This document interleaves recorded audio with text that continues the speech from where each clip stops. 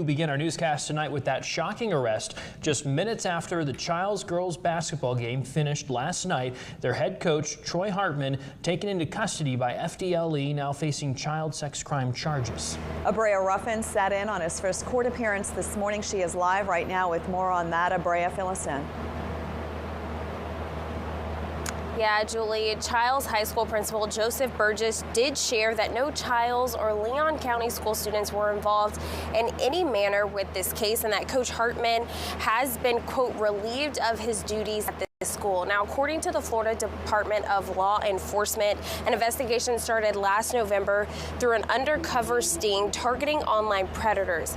Investigators allege that Hartman contacted an undercover agent that he believed was a 15-year-old girl, and the 4 charges stem from the communication between Hartman and the undercover agent at the time.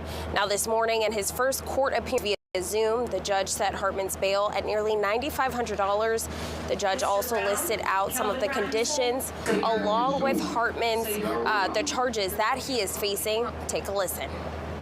That you're not to have any contact with any children under the age of 18. You're not to go anywhere where children tend to congregate, which includes schools, parks, playgrounds, things like that. You're not to use the internet or have any internet capable device.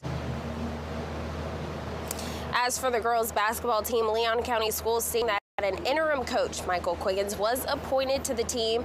Now we will continue to follow along with the details of this case and provide updates online and on air as we learn more. For now, reporting in Leon County, Abrea Ruffin, WCTV Eyewitness News. A lot happening in just the last 24 hours here, Abrea. Thanks for the rundown.